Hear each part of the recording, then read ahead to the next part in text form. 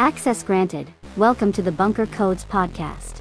Nothing here is medical, dental, vision, legal, or financial advice. We're all on the same team, wishing for peaceful resolution where everyone can get along and be left alone. Enjoy your stay. Bye. Welcome back, everybody, to another fantastic episode of I'm Going to Talk and You're Going to Listen. And this is kind of like a part 2 of the last episode. And got a lot of interesting questions about, like, how are they going to make people go back into the city? And who are they? And who is everyone? And I feel like all this should be obvious now, but then I remember that a lot of people are still living under a rock. So, or they're living in Iraq, whatever. So I'm going to cover that really quick. And then we'll get into the main topic. Hopefully, probably. Well, no, assuredly. So there's a symbiotic relationship with banks, commercial buildings, which they either own or they lease, and then the tax revenue of the mayors and city council and stuff who need the taxes to fix more roads and pay out all the social services and health cares and stuff. And so I think much like the vax mandates, where they said, well, we're, maybe we can't fire people, and maybe we can coerce some into quitting, and we'll fire others, and if they're at will, we'll fire them anyway. And eventually, they whittled their numbers down, and but they said, we just won't hire new people unless they're vaxxed, and we won't let them in the building unless they're vaxxed. But we won't require it, but they won't be able to come in the building or get hired. Yeah. So I suspect it's going to be the same thing with return to work from the lockdowns, the lockdowns, where if people want jobs, they're going to have to agree to come into the office more. And then slowly they're going to tell everybody else who still has their telework, well, you got to collaborate. Other buzzwords. I should write down all the stupid bullshit buzzwords. It's collaboration and all this other bullshit, which is all lies. I want to break down really quick the office setting. You have people who are desperately trying to find anywhere quiet in the office to work because they're all high-performing introverts and just want to get left alone so they can work or strategize about their job without a bunch of people eavesdropping, which happens because you have the other part of the office, which are all the social butterflies that never really wanted to work in the first place, and they hardly produce anything at all, but they produce just enough to get by, and they maintain optics and positive visibility, and they come to the office and they do not work at all. In fact, I'm not even sure that they're capable of working in the office very much, because the second anytime somebody talks, they want to hop back up and be a part of the conversation again. So who knows? I don't know. They might actually get more work done at home. I have no idea. I don't care. So I go in the office and I'm surrounded by people talking, and then surrounded by people who are ready to jump up and talk to me the second I start trying to talk about anything. Even if I'm in, like, a strategy session on my whiteboard trying to map out a very detailed, specific plan. Oh, there they are. I couldn't help but, oh, shut up. Yeah, you can put on your headphones. But, like, that's the thing, right? So I go in the office and immediately put my headphones on until I can find meetings all day. That's my work in the office, right? I'm not.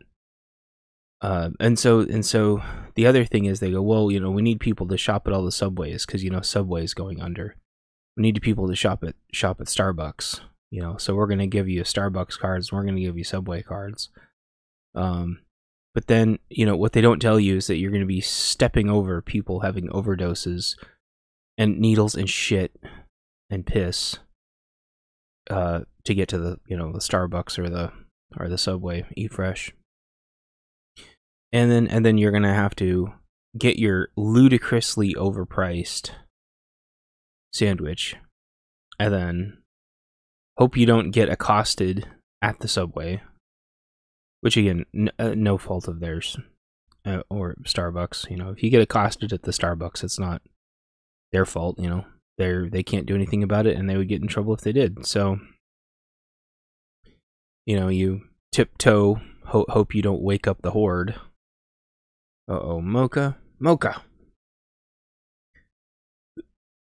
The cat is illustrating what tiptoeing around looks like by walking on my desk. So,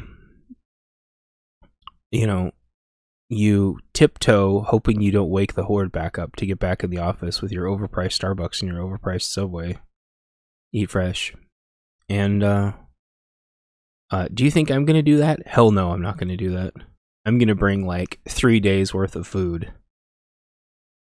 Thanks to my awesome wife packing me tons and tons of food and coffee and water and Gatorade and Monster, because there's no cafeteria. The vending machines, I don't know how old those are. There's no corner store. Certainly no corner stores I'm going to go into. Risk crossing the picket lines of tents and filth. And so, yeah, I think that's what they're going to do.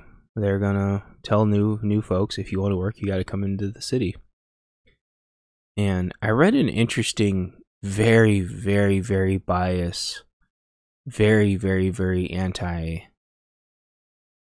a certain ethnicity, saying that they were in charge of everything, and them forcing everyone to come back to the city was the patriarchy, blah, blah, blah, blah, blah.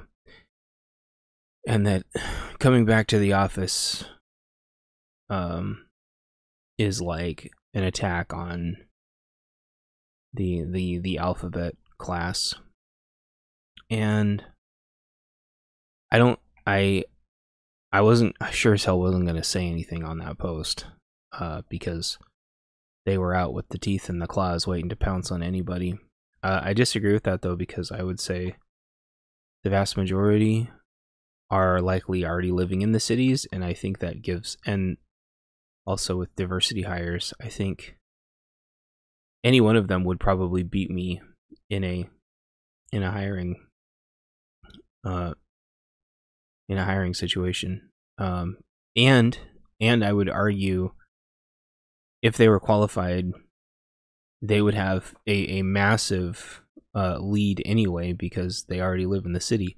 So the part of their post where they said this is going to push the alphabet squad out into the rural areas, they already live in the cities, or if they don't,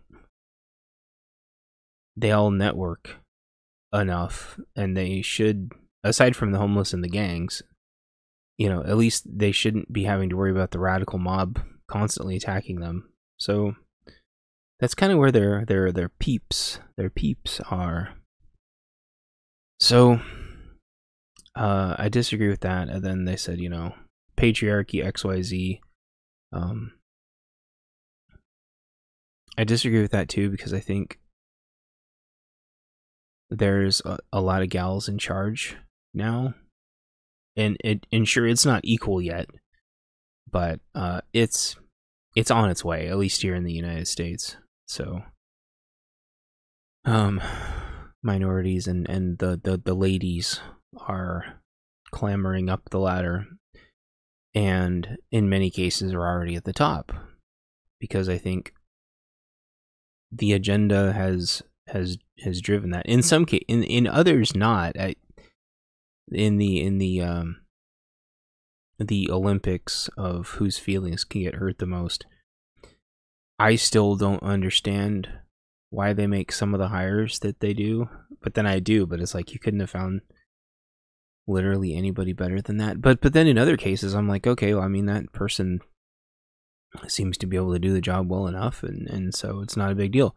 Here's the thing, though, like what I will meet with them in the middle on something, because I believe in finding the middle ground, common, not middle ground, common ground. And the post was saying that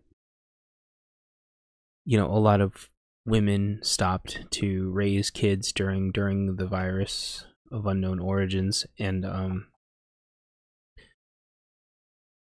either pulled their kids out of school, schools were shut down. They started homeschooling them somehow. I think I've covered this in prior podcasts, but like I think either people don't listen to them or their brains drift away.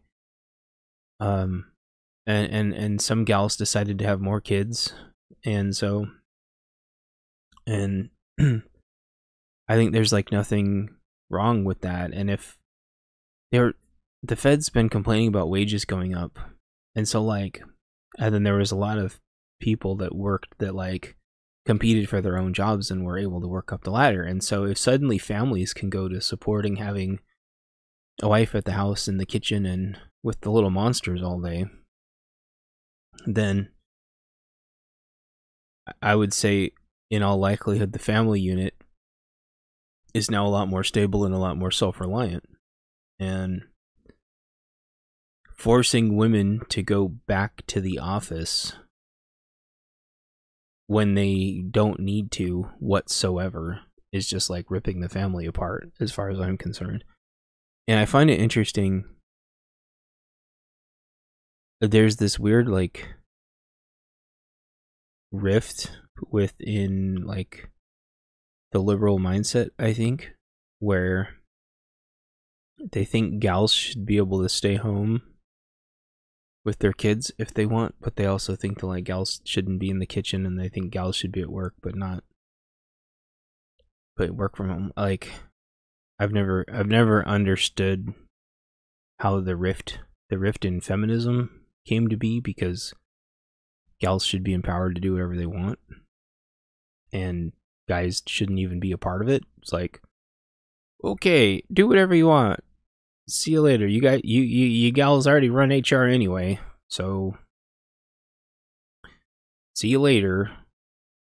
Go work it out. But instead what you have is gals in charge that are making other gals come back to the office. And I don't get that. And plus it just makes gals more vulnerable anyway, because now they've got to, again, largely unprotected, go into like a foreign area where they're not in control of their surroundings.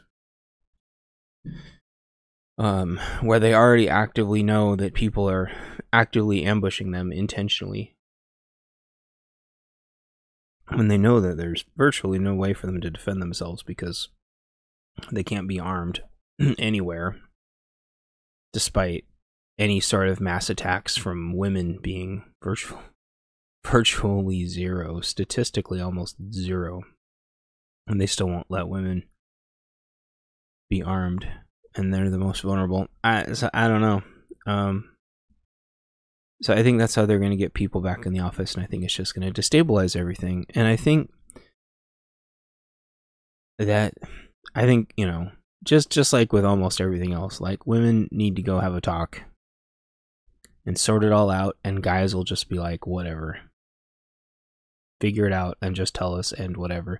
Especially when women are like at the tops of leaderships in those cases, and then they can just set the trend and then be like, hey, all the women doing XYZ works just fine, and guys are just gonna go with it because like whatever. And it's funny because guys will say, like butts in chairs and stuff, and like get your asses back to work. I saw a lot of that, but it's like, why? They can't tell you why. And I don't care if they're left or right or up or down. I feel like the office space in general, especially since you're in the city, is all leaning left anyway. You would think that they would all be on the same page, but they're not. And so whenever they go patriarchy of certain ethnicity, XYZ, if they're talking about the cities, they're like largely talking about people that are already left leaning. You'd think that they could all figure it out. Yeah, sure, there's probably conservatives that are like, I need to see butts and chairs, but I also wonder how much of that is because, like, the job literally can't be done at home. Most jobs can, but some can't. And I don't know, excuse me, from a server perspective,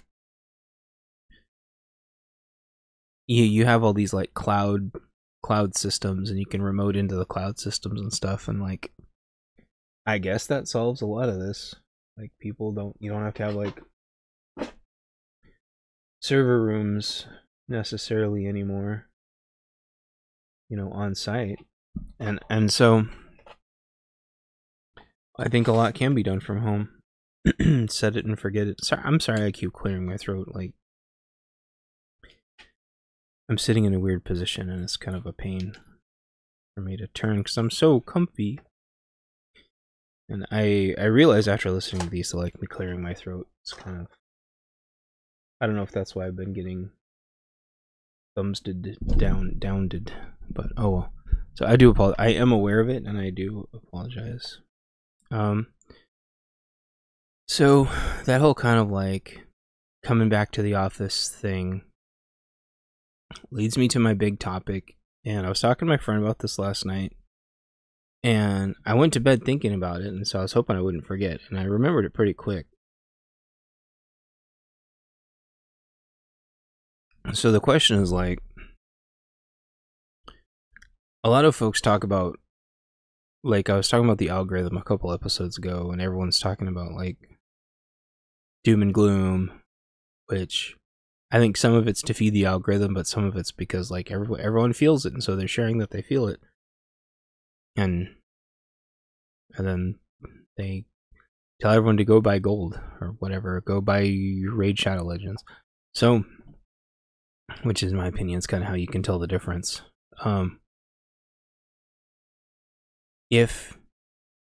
Okay, and I'll preface this by saying it's pretty weird that, like, every single major bank in the world seemed to raise their interest rates at exactly the same amount at exactly the same time last week. And I feel like that's a pretty poignant point. Also, this was filmed in front of a live studio audience, but oh, my stupid chat. I knew it.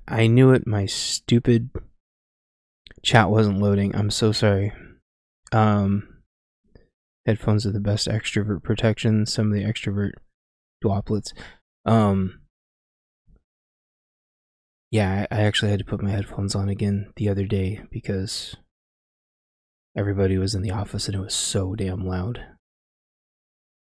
The other thing that happened is, like, you go get your conference room, and then you've got a bunch of people who haven't been in the office that don't know the office etiquette. And we had somebody that, like, hunched all the way down under all of the smoky glass and, like, looked at our legs, and I knew exactly who it was because they were in my department, in my extended department, as it were. And I knew exactly who it was, and he just leaned all the way over and looked at our legs for a second.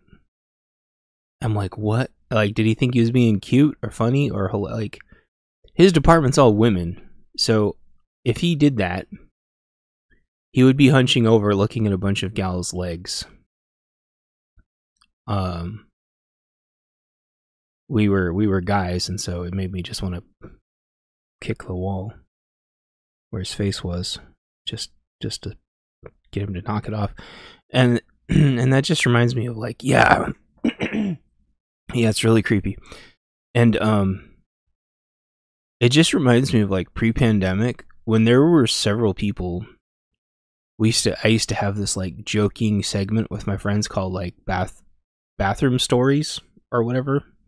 I can't remember the name of it now, but my most frequent bathroom story was being in the stall, you know, doing what you do in the bathroom stall, and then people leaning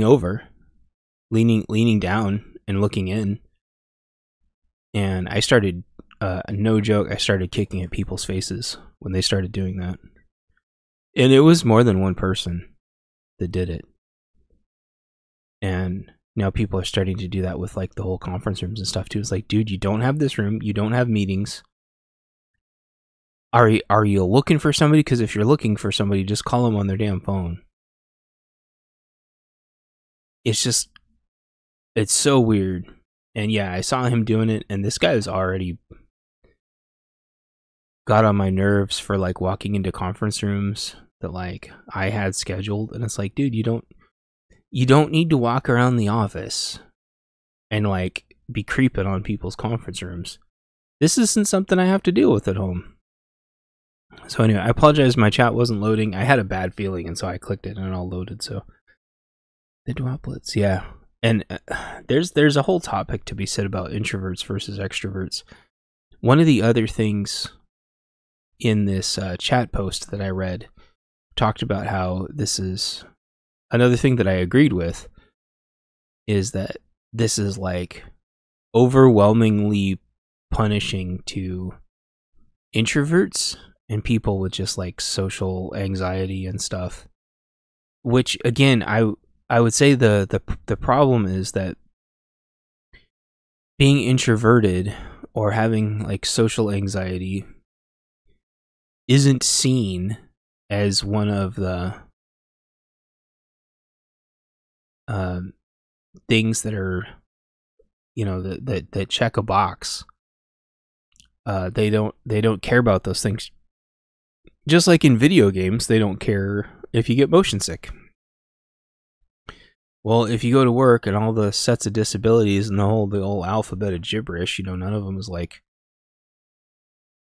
well, I'm an introvert, and award ceremonies stress me out, and being recognized in front of large groups of people stresses me out.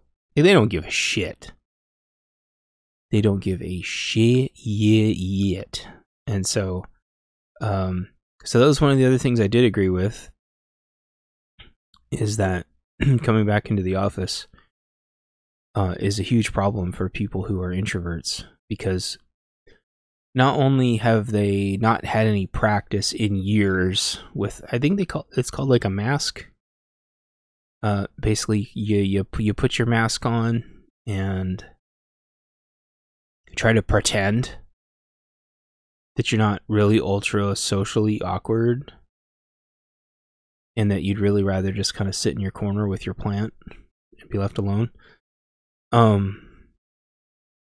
You're dealing with all these extroverts, which literally cannot function if they're not in a gaggle of socialites.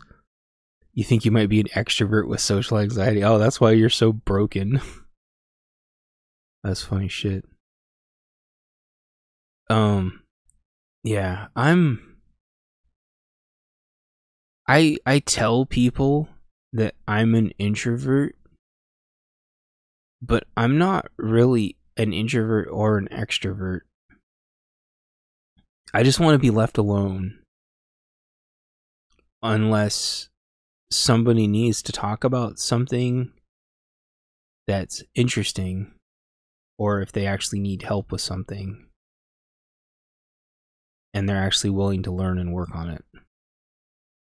And that's so rare. I heard LTT talking about that the other day, and he was talking about how bored he gets because ADHD or whatever, blah, blah, blah.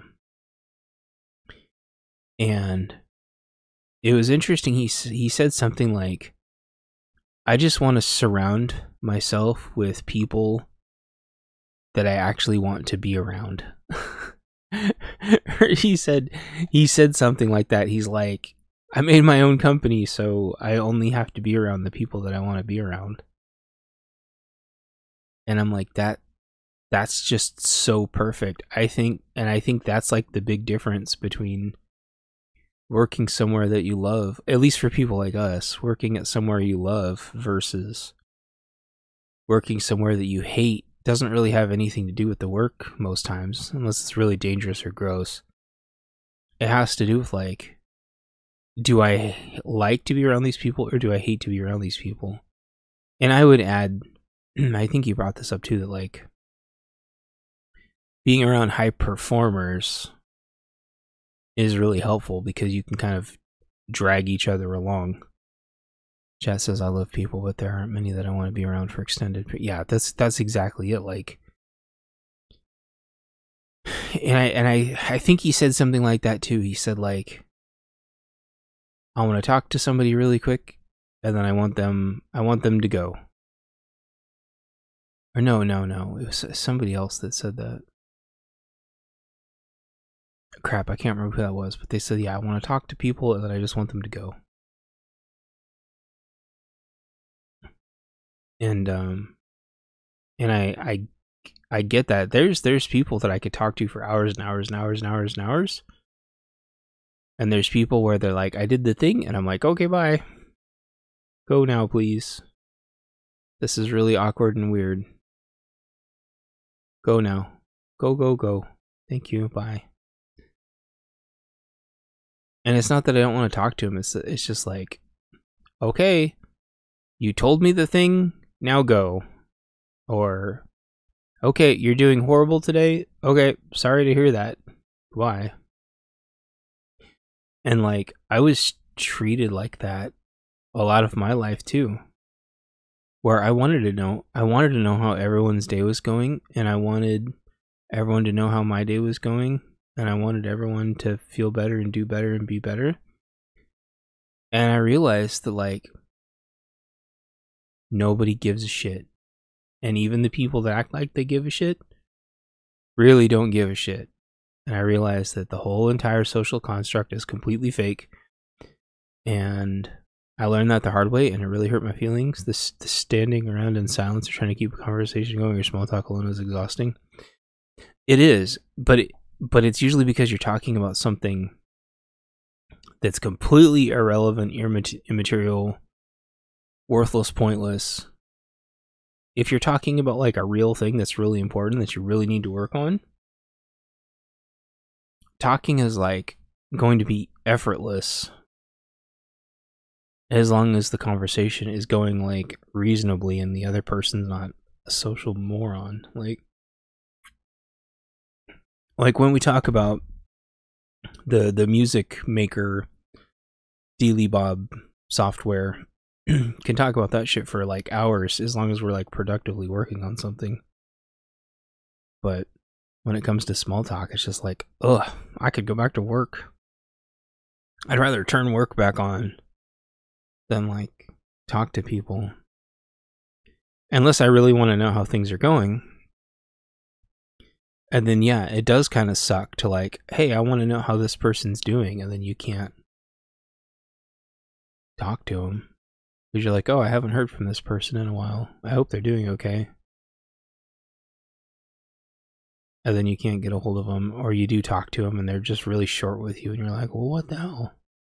Are they going through even worse shit, or did I piss them off? Or what the hell's going on? And then you really can't talk to them, and it just gets even more weird. And then you're like, well, why the fuck do I care about people going into the cities when you do talk about important things and the other person just makes excuses? Yeah, that's exactly it. Like, the whole vehicle's getting broken into thing, and the whole Stockholm syndrome of like everybody leaving their cars open.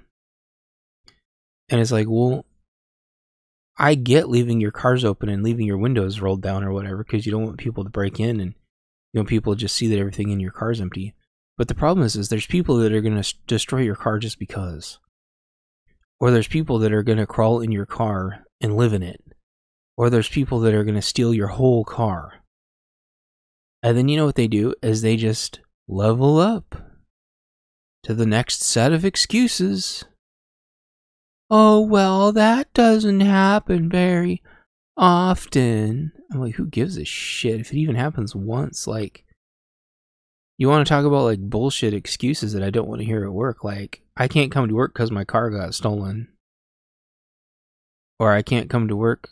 Oh, you said going in circles. I thought you were saying going into the cities. Oh well, it doesn't matter. It's the same thing.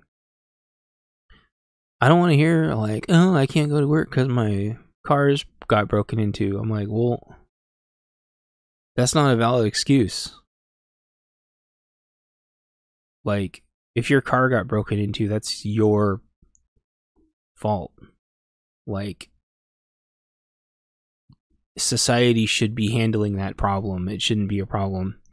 Energy vampirism. They ask for an advice and then make an excuse. That's because they're looking for an echo chamber.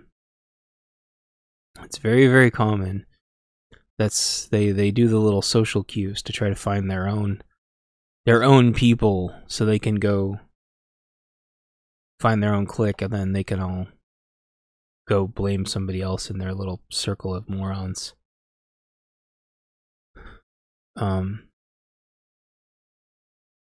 like, all my tools got stolen. It's like, why were your tools in your car? Because I should be able to leave them in my car. Okay, but you can't. And they're like, well, I can't take my tools out every night. I'm like, you can lock your damn truck up. And again, I'm not pro-vigilantism because people don't have good discernment and the rest of society can't handle it. They're okay with locking people up for 15 or 20 years for pepper spraying somebody. But like, somebody goes and slashes everyone's tires, breaks everyone's windows, steals everyone's cars, and steals everyone's shit. Like, you can't do anything to that person because it's just property. But pepper spraying somebody, which is, if you pepper spray them, but you don't like assault them afterwards, that should be like a very, very light misdemeanor at best. If you pepper spray somebody as a preemption to an assault, that should be much, much, much, much worse. And forgot where I was going with that, but like, yeah, vigilantism, unfortunately, people are much too stupid to and undiscerning, and then the rest of the population's too stupid to be able to emotionally handle it. I'd rather be pepper spray that on my car, completely vandalized, and get insurance hiked up. Yeah. Well, and then if pepper spray really became a thing, you would just have everyone running around pepper spraying each other. But like, if everyone could agree to not assault each other after pepper spraying each other, then it'd be fine. Relatively speaking, because then everyone would just be walking around with pepper spraying each other, and I bet you everyone would leave each other alone really, really, really fast. Or if you see people walking around in like hazmat suits, if they have a giant can of pepper spray and a hazmat suit, that would raise some eyebrows. You gotta stop clawing me, monster. Town pepper. it's like those pillow fights that they used to have. I'll be back in a few minutes. Time to take a break, I think. And then we'll jump into the boss topic. What success is going to look like. All right. So oh man. All right, let's try this again. The final topic is, what does success look like? So I try to keep these episodes positive, which usually works. And so let's pretend for a second that somehow the entire planet synchronizing all of its interest rates going up, which makes all of the excuses completely irrelevant. Let's pretend for a second that like raising the interest rates works and fixes the economy, and hiring 96,000 IRS agents, many of which are going to be armed. Let's pretend that somehow fixes things. and that fuel price is being ridiculously high. And let's raise the debt ceiling. Let's raise it. What do you guys want? 35 trillion? 45 trillion? Do we want to go for a solid 100 trillion on the debt ceiling? Like, let's pretend that works somehow. I don't know. This isn't financial advice. Let's pretend that, like, the bank's crashing because of all the toxic debt that they've accrued and, like, borrowing money on high interest rates to try to reinvest at hopefully high one. Let's get out the money printer and let's pretend somehow, I'm probably missing something, going back to the cities, jacking our taxes up even higher, paying for overpriced subway as it declares bankruptcy and tries to restructure. Let's pretend somehow, and just the massive layoffs, tens of thousands of people being laid off, and tech is going to pick them. No, because all of tech is laying people off, and we can't get solar panels, and they're saying that AI is going to be more dangerous than climate change. Like, let's put climate change and AI aside. Let's just talk about the economy. And somehow robots replacing McDonald's workers is going to be just fine. And raising the national minimum wage. Let's pretend that all that works somehow, right? My subway, I'm not allowed to overdraw at the bank, so the government shouldn't either. Yeah, I know that all too well, because the bank, I guess I'll talk about that really quick. The bank that I'm at used to allow like 6 overdrafts a day at $34 a piece.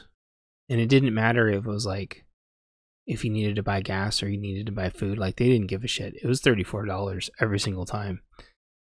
By my counts, they probably owed me like $500 to like $1,000 just in overdraft fees.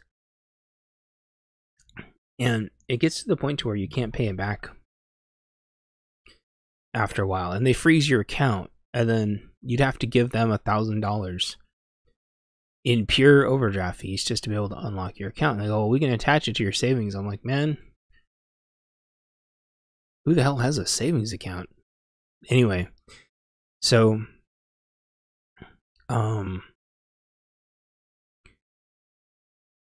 they're allowed to overdraft as much as their GDP, but I think we're like far beyond that now. And plus we can't import the things that we need anyway, which is kind of a weird situation. So let's pretend, but let's pretend, can the taxpayers charge overdraft fees from the government? That's a good idea. However, they would just print more than give our money back to us, more stimulus checks. Then they don't. Unfortunately, see, what would be funny is if they had to actually come up with the money themselves and cut their pet programs, where they give themselves hundreds of thousands or hundreds of millions of dollars to spruce up the parks next to their houses, instead of actually helping anybody.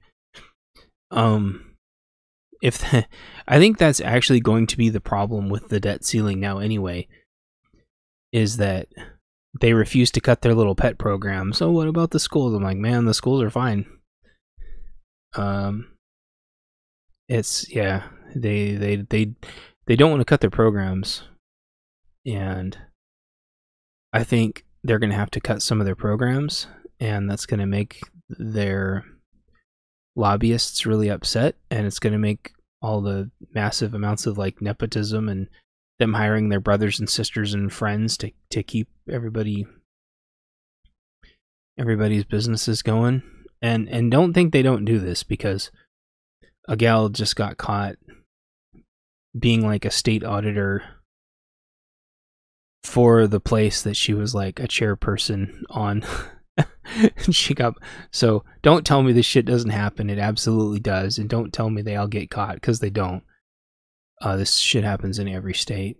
So they're supposed to disclose everywhere they work and everywhere that they're a board member on, but they don't always do it. So, where was I going with this? So, but let's pretend that somehow raising the debt limit works. Let's pretend that it works somehow. Let's pretend that raising interest rates works. And let's pretend that making everybody come back into the cities works, and so they get their taxes back, and the banks don't go under because all their corporate properties are now just fine. Need to take away the pork barrels. What would be really funny is to send the Fed our tax bills like you need to print X amount to pay my taxes. Well, that's why a lot of people want to just abolish the IRS now, because they're like, dude, you already know how much money we make. We have to tell you how much money we make every year. Why don't you just like take the amount that we make?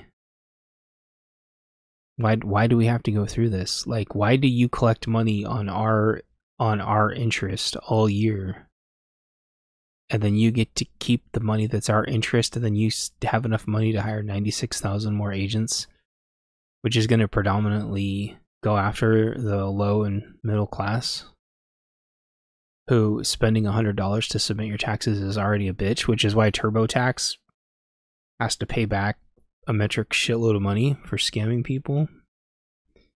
This episode is not brought to you by TurboTax. This isn't financial advice or tax advice or anything. We just want to be left alone.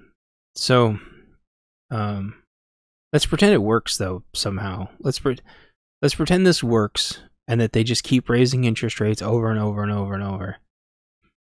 Because let's pretend that's going to work. Because we're trying to be positive, everybody. Now let's pretend food prices just keep going up and the cost of everything just keeps going up, and we never get more solar panels because they can't work that problem out.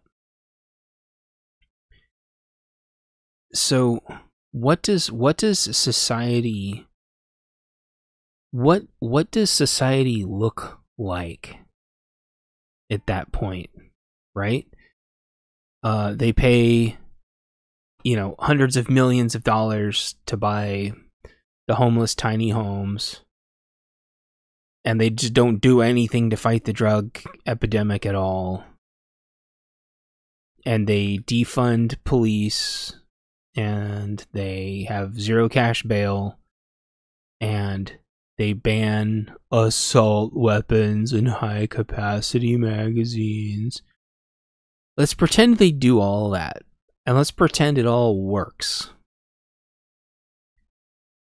I want you to think about that for a second. Oh, and by the way, like, FedCoin's not done yet, because that's going to take a while. Let's pretend they abolish crypto too, like crypto also. What does this think about this for a second? Like, what does society? Oh, and video games keep getting more expensive for some reason, even though they're just getting worse. And streaming services keep getting more expensive. And they go, by the way, people are getting raises at work too fast. People are getting too high of raises. So we're going to tax them more. We're going to raise food more. We're going to raise insurance more. So if you're around my age, you can go, we can probably fake. Oh, damn it.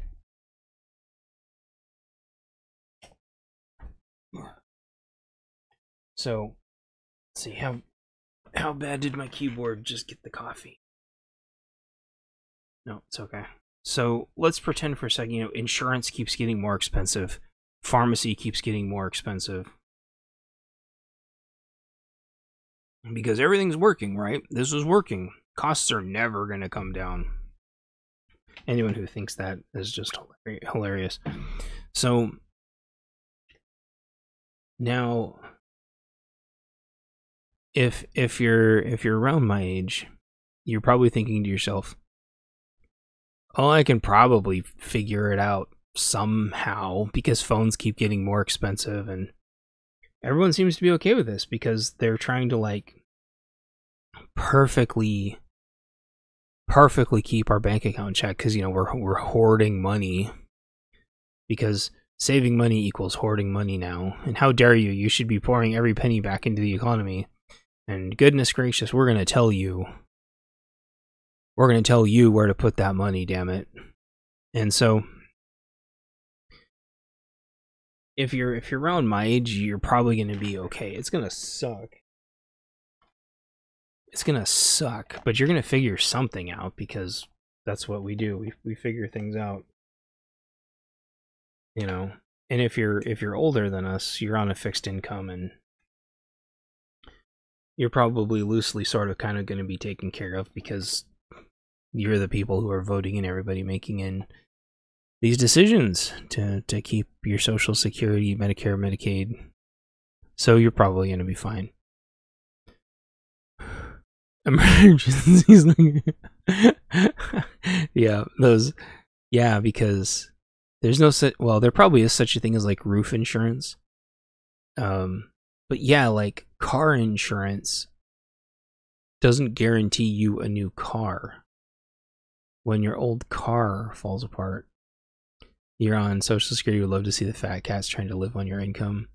Yeah, well, they don't have to live on your income because they've been living on your income their entire life, and now you're just getting a portion of your own income back. Right, Ringo? Exactly. So they are living off your income. They're living off your prior income, then they give you a teeny tiny piece. And it's the same thing with unemployment.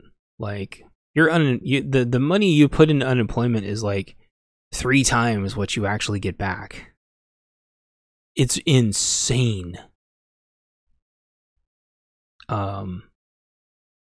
If you get like 10,000 back for like every 30,000, 40,000 unemployment you put in. It's absolutely stupid. And it's the same thing with Social Security, like Medicare, Medicaid. You're never, ever, ever going to get back how much you put in because they're taking it all and they're spending it on their pet projects. Because as long as they spend other people's money, they don't care. So anyway, we're pretending for a second that everything's going to be fine, and so they need to live on your amount of. They're not going to do that though. They're going to live on your old amount of income, and then they give you a teeny tiny percentage of it. And unfortunately, everybody just keeps voting for that because they don't see a way out of the loop, unfortunately. So let's pretend that's all working. Let's pretend, the Gen Xers and the Boomers. Let's pretend we're just fine somehow, because we always figure out a way. Like the next generation of people are completely hosed, right? And they're like, oh well, like what happened with like Obamacare, where they're like, we don't need insurance, we're healthy. And it's like, yeah, because all the young people have to subsidize all the old people, right? And it's the same thing with like loans now, where if you get a loan for over like 400,000, which is the price of a house now, and you have good credit, you're supplementing everybody else with bad credit, right? So the better you do, the more you're punished. And the more of your money that they take to redistribute because they don't think that you're using it in the best way. But let's pretend that works. We're pretending this works for some reason. I want you to think about what the future looks like. When they say mission success, because there's always going to be another excuse for raising interest rates, because the whole world is raising their interest rates in sequence. Social Security gets cost of living raised, Medicare raises premiums. Yeah, well, it's the same way with if insurance ever goes down, pharmacy just goes up. They're all in or like medical office insurance just goes up, which makes the doctors keep charging more. Yeah. It's equity. Everything's fine. They're redistributing our money. So, but let's pretend it works for a second, right? So, we somehow managed to still buy food, and we somehow still managed to buy our bills, and we like try to, oh, by the way, I apologize for the dog, and he's not mine, and he's not disciplined, and there's nothing I can do about it. I wanted to get all this done before it got noisy, but that wasn't meant to be, even though it's a nice day out and they could go outside. Oh well. So imagine, I know you're upset about Social Security and Medicare and Medicaid and stuff. I know you're upset about those things, but like, there's like a whole world out there where entire generations of other people are increasingly screwed. New writer on insurance policies are saying they're not responsible for war damages. Well, it's been that way with natural disasters too. They're like, oh, this is a 100-year flood zone. We need to update this after the flood already happened. Okay, you're all missing the point. Well, all but one of you is missing the point. Pretend. No, stop saying I would like everybody to XYZ, and stop saying that, all of you. You're missing, you're stubbornly missing the point. We're pretending like this is all going to work. Not the way you want it. We're having some copium. This is a thought exercise to pretend like they raise interest rates until we cannot pay for anything anymore. And then we have to like slim down our phones and shut cable off if you haven't shut cable off already. So shutting off our smartphones is going to be hard because almost every app, almost every way to interact with anything, we roll a nat 20 on our equity bonus. Well, yeah, your social credit score is negative 500. Okay, so you're still going to need your smartphone, right? Like, try to think for a second of like how you get around having a cell phone, because every app for everything is on your smartphone now. So think about how you do that for a second. Like, do you have like one person in your house with a smartphone, and then everybody kind of like funnels money to that person, and then you hope that the phone doesn't get stolen, or they don't turn into a douchebag or hold the whole, house hostage, or they don't start siphoning money off? Like, think about that for a second. And then if you're like, oh, that could never happen. 20 years ago, most people didn't have a computer in their house. And 20 years ago seems like, when I say 20 years ago, that sounds like forever. But really, that was just like the blink of an eye, right? Like, maybe there was a couple computers in the house 20 years ago. So 25 years ago, I know you're like, shut up, boomer. Like, no, if you think about it, in the late 90s, how many computers did you really, unless you were super into computers, how many computers did you have in a house? They were trying to get rid of the middle class. The middle class pays most of the taxes. They want the poor to rich. I know. You don't have to say those. Like, everybody in here already knows that. Totally get it. We're having a thought experiment right now. So try to follow me here. Try to pretend with me. We're playing pretend time now.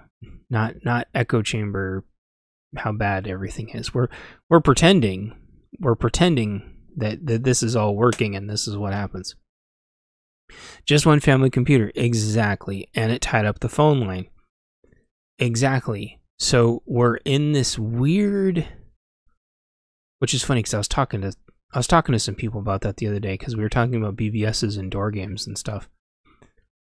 And now that's a good chunk of probably what like led kids to be up on online on their computers, was the fact that was the only time that the phone line wasn't tied up, because having a second and third phone line was considered a luxury, and the phone companies would refuse to put more than a third line in unless you had like a business account or something. It was really weird. So fast forward to like DSL and cable, when kids could just be online all the time, and then that's when the internet just took off. And now here we are. So imagine going back to a world where you can't have a house full of people with smartphones anymore. You're kind of gonna have like the one family smartphone, and all the rest of them are gonna have to be dumb phones, because, well, not having a cell phone at all is really stupid. Everybody should have one. You are way, way, way safer. Way safer with a cell phone, even if it's a dumb phone. Because you could get in trouble and you might need to call somebody, and could be a big storm or something, or you could be in a ditch. Like, cell phones, no doubt, have saved oodles and oodles of lives, and they could have saved more if things weren't so shitty sometimes during storms. So anyway, so how does that work, right? Like, Pisces, let's pretend. Oh damn it! I said your name. Someone named. Let's pretend someone exists named Pisces. They're the can't afford to leave the house anyway. Well, or data restrictions get even worse, right? And so how does that work? Like, you have the family phone. It's not your real name anyways. I know, and Chance Paladin like is my real name, so I could get like doxxed so bad. How, you're in charge. 5G gateways are $25 a month. They're that now, right? They cost that much now. But if it's anything I've noticed with like T-Mobile, and then obviously like Mint, which were vastly more affordable than Verizon, AT&T, and I don't know, does Sprint even exist anymore? Sprint was such a dog shit. So anyway, like, if it's anything that I've noticed, is that if it's a dramatically more affordable solution, they will charge additional fees, or someone else will just absorb it. So like, Mint was significantly more affordable, even though it was on T-Mobile's backbone, and T-Mobile absorbed it. Verizon jacked up their prices and everyone switched to T-Mobile, and T-Mobile all of a sudden started charging a conversion price out of nowhere. So if you find some option, some crazy affordable infinite data option for some super low amount of money, I guarantee you 100% you are going to get rug pulled on that. Because all those datas and values and megabits, mega file transfers up and down, that all sounds great. It's totally irrelevant to the conversation though. Like, it's going to scale. That's my point. We couldn't even watch Netflix on multiple screens without going our day with a monthly internet. Yes. We had the same problem here. I couldn't stream. That was one of the main reasons I cut down on my streaming so much to DLive. Was streaming to DLive was taking like 10 gigs a day or something, like some insanely massive amount. And then I couldn't have other people's streams up either, so that was one of the reasons I stopped watching other people's streams. So ignore affordable data right now. That's not what I'm talking about. I'm talking about in the future, after the prices of everything have gone up, because they'll equalize. They will always equalize, is my point. Your super affordable infinite data plan right now is going to be gone.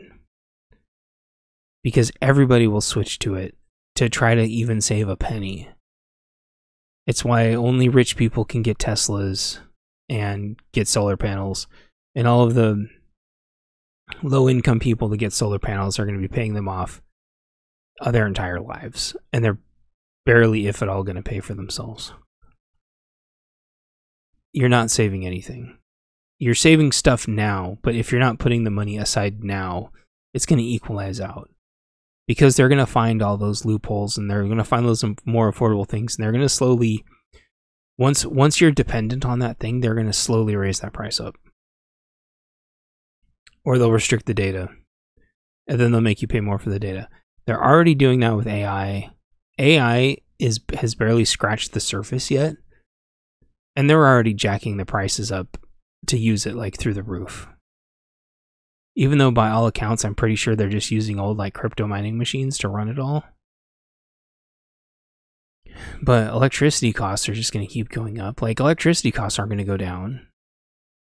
You know, garbage, water, sewer, those prices aren't going to go down. So there's very few ways you have of legitimately like insulating yourself from these ever increasing price hikes. Well, it's because people are sharing passwords, but they restrict harder than a family of 4. Yeah, so I think Netflix's behavior is a perfect example of like the canary in the coal mine.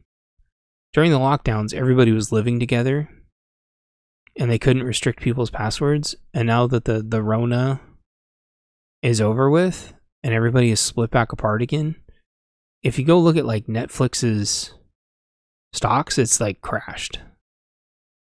And one of the ways they're going to try to recoup that is by double, triple, quadruple charging everybody, because all the little monsters have left the roost, and they're going to want them to have 4 Netflix accounts and pay for 4 accounts, which people aren't going to do.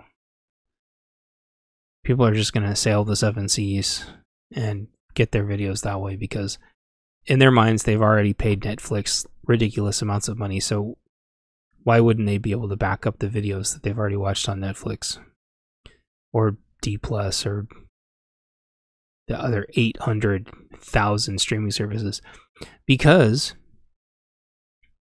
data is going to keep going up. The hardware is going to keep going up. The leases are going to get longer. And so we're pretending that there's only one smartphone, okay? So, and I don't think a lot of people still have smart TVs. So, and eventually computer prices are probably going to go back up and we won't be able to afford computers, but there's a lot of these apps, they just don't work on computers because they need your phone's camera. Yeah, it doesn't matter if you care for Netflix or not. Like, you still watch movies somehow, right? And so if you still have all your movies on DVD, that's fine. You only have smart TVs because dumb TVs basically don't exist anymore. Yeah, they're called computer monitors. Anyway, you can just buy a computer monitor. It's basically a dumb TV.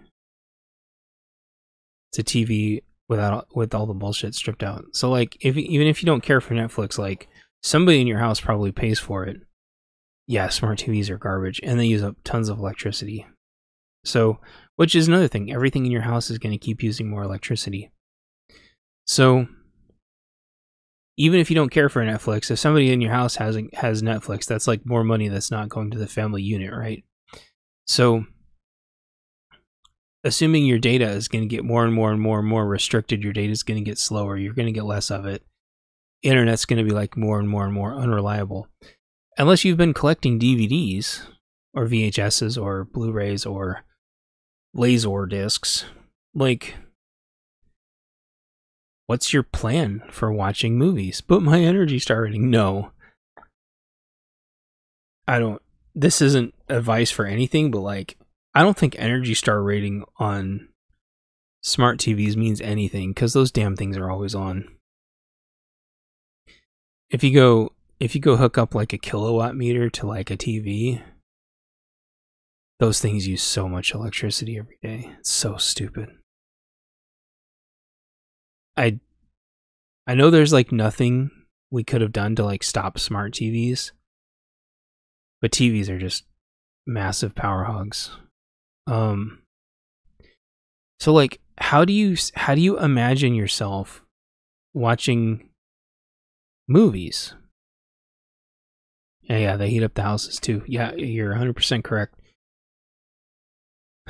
Yeah, and they have poor airflow. Yeah, there's just a lot of dumb bullshit. Fucking anyway. How do you see yourself in 20 years watching movies? Right? Because you can't keep affording computers. You can keep cobbling like old computers together. But like, if you haven't been backing up your movies on hard drives, well, eventually you're going to run out of hard drives. So like SSDs and M.2s all have limited amount of write speeds. So unless you've been buying tons of hard drives now when they're cheap, you're not going to be able to keep like copying your movies to like new hard drives. And cloud storage isn't going to do you any good because it's going to be too expensive. You have a personal cloud like a giant flash drive. Yeah, so those have limited reads and writes. So how do you see yourself watching movies in 20 more years?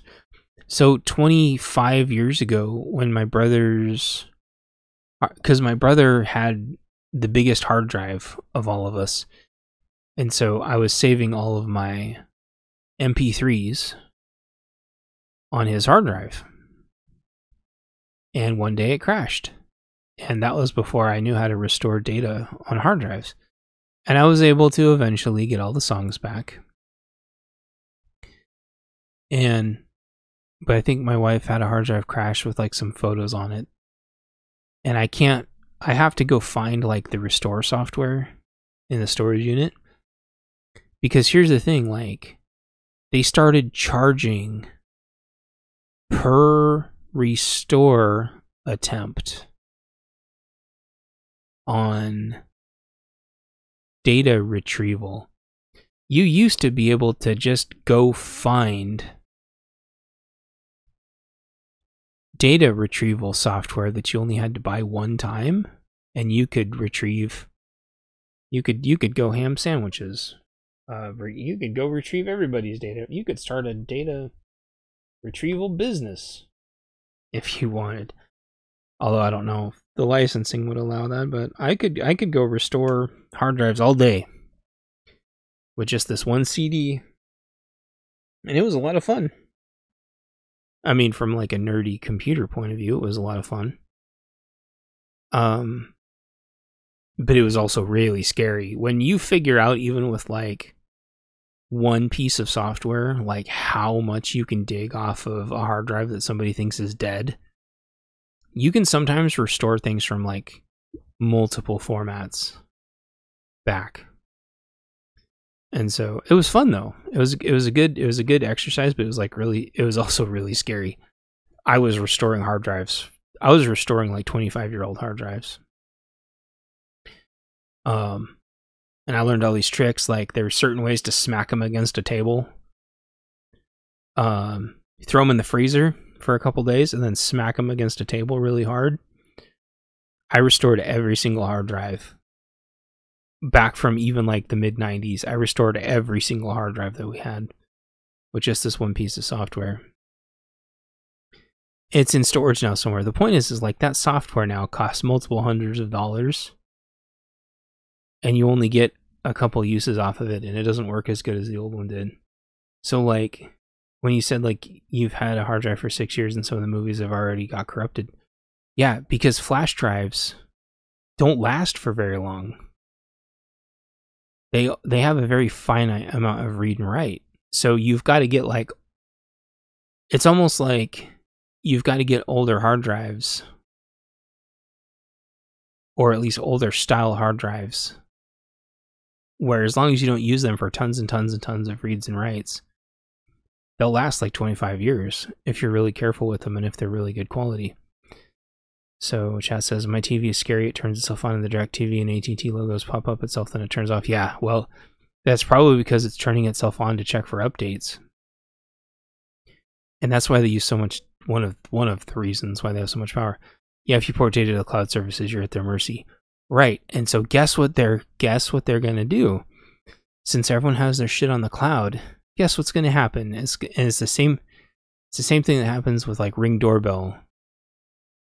You've got your shit on the cloud, and they've got you by the cojones, and they're just going to keep charging you more and more and more and more and more. Yours isn't a service; it's a physical cloud, but it's going to get completely corrupted, and you're going to lose it if you don't back it up to something. Even if it's like another, well, if you go to Costco and like go buy hard drives. Yeah, exactly, like the white puffy one. Exactly. You're going to have to go get like hard drives, which if you can go to Costco and get them at a sale and go in a state that doesn't have any taxes, you can get like 5 terabyte hard drives for super affordable. But what I'm saying is like, you've got to buy that stuff now because yeah, it's a hard drive that you can connect to with Wi-Fi, but like, what I'm saying is it has like a limited amount of reads and writes, and you're going to want to back it up. So, I'm estimating that in the future, they're going to say that like hard drives are e-waste or something, and they're going to be like, you're hoarding data. We can't see what data you're having anymore. We have to protect something or the other. Or they're going to do some new Securities Act where they need to have access to everybody's hard drives, and everyone's hard drives are going to have to be, everyone's computers are going to have to be plugged into the internet all the time. And they're not going to allow, yeah, network drives are really cool. I really want to make like a NAS. Like I think making like local server storage is like the solution. But what I'm saying is you have to plan that stuff now, and you have to get the hardware now, because they're probably going to do something like require you to have a license to go buy hard drives in the future, right? Because we're speculating now. I think they're going to try to make everybody have smartphones also, because that's how they're going to track everyone's social credit scores. But like, you can still have like the head of the household, or whoever's the stealthiest gray man, be the one with the phone, and or whoever has the best social credit score is the one who has the phone, so they can get the best discounts on groceries. But they probably still won't be able to buy hard drives. Or they certainly won't be able to buy 3D printers, or drones, or armor, or firearms, or even tools, like, or maybe even like blades. Like I was thinking this morning of like what a blade buyback program would look like. I have machetes now that are worth more than like $400. I didn't pay that much for them, not by a long shot. But that's what inflation has like driven a good blade with that's a good steel and a good heat treat and a good edge. That's the prices those have gone up to since the Rona. And the other thing that's happened is like a lot of knife companies have gone under because they weren't able to get steel And because of the lockdowns, some of them were able to restructure, but some of them have completely gone under. Like, if you go on Amazon, there's quite a few knife companies. They're all unavailable, they're all out of stock, and there's no ETA. And so, imagine a future where, like, you can't afford, like, the steel you want anymore. You have to have your head of household go, and hopefully their social credit score is high enough to get a blade stamped. Oh, welcome back. So you have to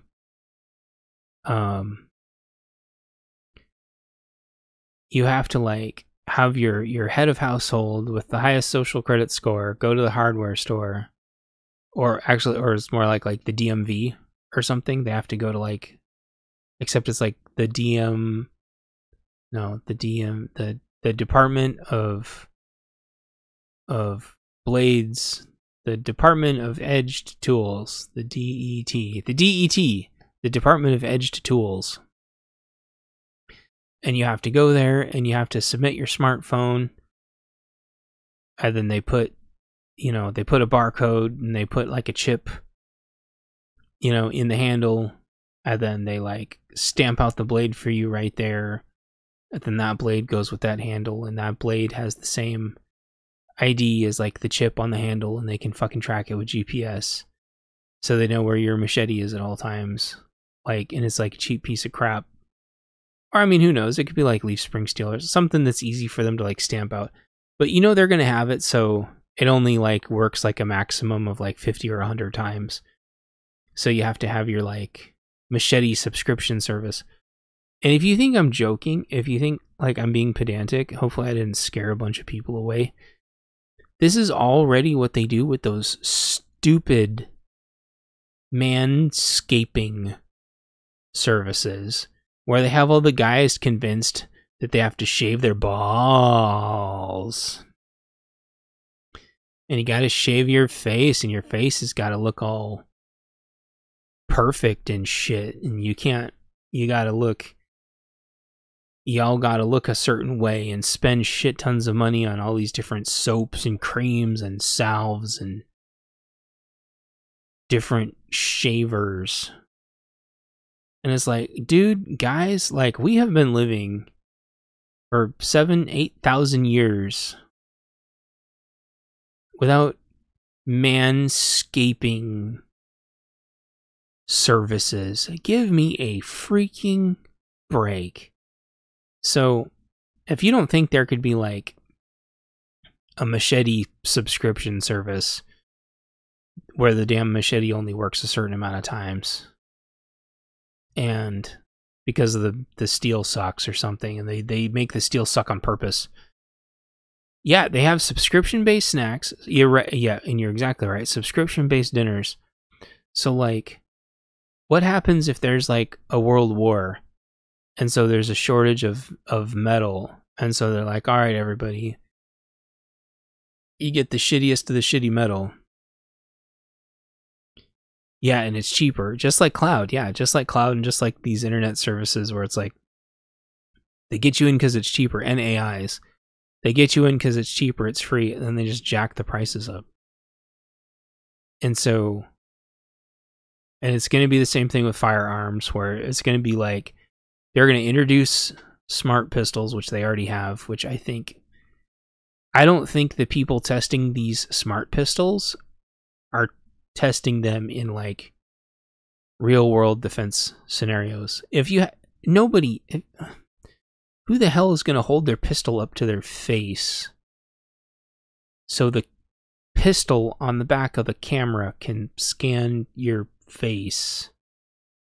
Now, there's some cool things, like if you drop it and the other person grabs it, it won't fire, but they can still bludgeon you to death with it. Like, so the point I'm getting here is, like, just wait until they're like, oh, well, you can have your pistol, but it can only have 3 rounds, and it has to be a smart gun, and you have to tie it up to a subscription service, and it's tied to your medical account. So if all of a sudden you're on a certain med, it just deactivates your pistol. like, oh, you're on medicine XYZ. Uh-oh, we're deactivating your pistol. And it's weird because I just saw a YouTube video pop up. I think it was that gal. Gun gal. What the hell is her name? I think she just, I know I'm not prepared. I think she just did a video about that. Dang it. Let me pause it for a second. Yeah, so it's funny, Liberty Doll on YouTube just did this no 2A if you take this list of medications. So it's funny how like a lot of us all seem to be on the same wavelength. But I could totally see, like, just like chat was saying, like your car insurance goes up if you take some medicine that, like, which is funny because like every single one of my medicines, even my anti-dizzy medicines, all say that they can increase dizziness.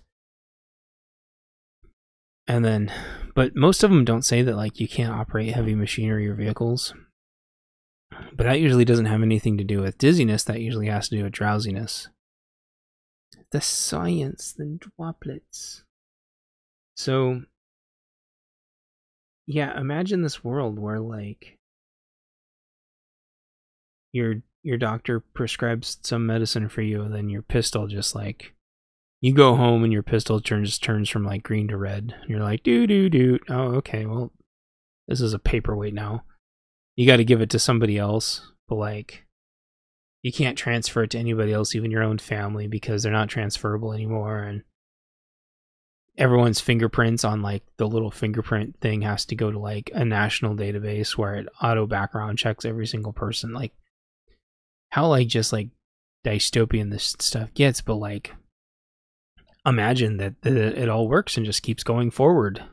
And like, you're going to end up with like one person in the house that can use the pistol with 3 rounds in it, you know, because why, you know, no, there's never more than one person that attacks your house. So why do you just need to be a better shot, you know? And it has to scan your face, so you're going to be holding that pistol right up to your face if you want to use it. And you're going to have to pay the subscription service, and so you're going to have your Netflix subscription, you're going to have, you know, your machete subscription, you're going to have your pistol subscription, you know, you're going to, so how, my point is like, how are you going to be able to save any money if this all works? If they just keep raising interest rates forever until they've drained everybody's bank accounts. Do you really think they're going to like start lowering interest rates after they drain everybody's bank accounts? And after everybody's unemployed and everybody's like in debt up to their buttholes? Like, they won't, because they didn't last time. We were in a long ass dark recession, two in a row. So how, oh man, I can't believe I'm getting tired. Like, how do you plan long term of writing out everything being either more expensive, subscription based, or non-existent? And that's what I want you to think about. You know, because like, for example, there's no cars. Like pre-2006, 7, 8, 9, like a lot of those cars are gone because they all got cash for clunkered. So they could like jack the economy up with new cars. So like, cars are just going to get more expensive. They're just going to get more electronic dependent. Again, like smart TVs and stuff. Like, how do you plan on driving forever? Like are you gonna have to go back to like one family car? You know, like there's a lot of families that have been on one car for a long time. Having two is a luxury. Having two is nice because the first person can go bail out the second person without having to rely on tons of services. But imagine being on one car again. Now, overlay that with oh, my chat lagged out again. We only have 1.5 hours of deep rest during your sleepless night. You can't operate your vehicle. A lot of things are going to go bye-bye. Yeah. So imagine they try to make everybody go back into the office. Except families can only afford one car. And you can't work with each other because nepotism and because they don't allow spouses to like work with each other, which has been a problem forever. So you're going to have to work in different buildings and different companies, which is hard because like how else are you going to get your family and your relatives employed, which is how everybody used to get their families and relatives employed, is one person would get the job and they would help everyone else get the job, but you can't do that anymore. And there's nowhere particularly long-term anyway. So like, how do you... They force everybody to go back in the office. How do you get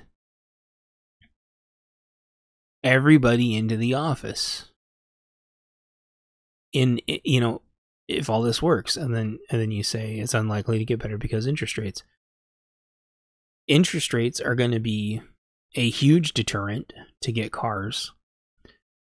But just like their sheer price, like they've come down now, but like this is that little sweet spot. This is that little in-betweens where if you're not like I was saying with hard drives in phones and stuff, like if you're not in ammo, if your state hasn't completely banned firearms yet, like if you're not planning on getting these things now, it's unlikely that you're going to be able to get them at all.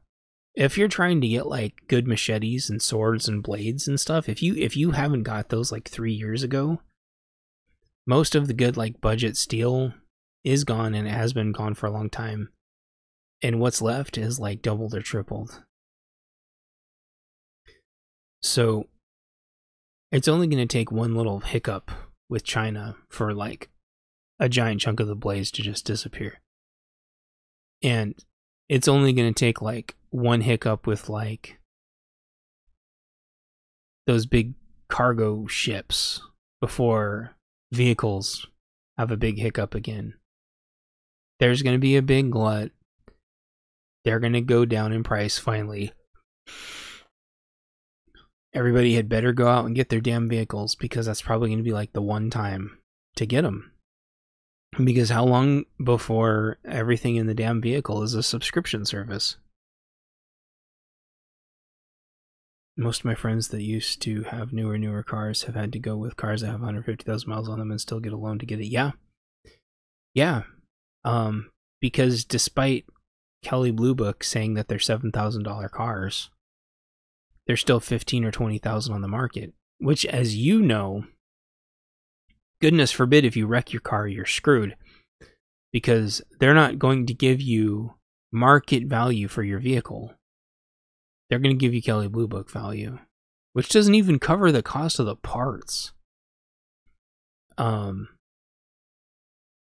So like you could get a vehicle with 10,000 miles that's only worth $7,000. It could need more than $7,000 of repairs, because the value of those parts, new, has exceeded the cost of the damn vehicle itself, which is mind-blowing.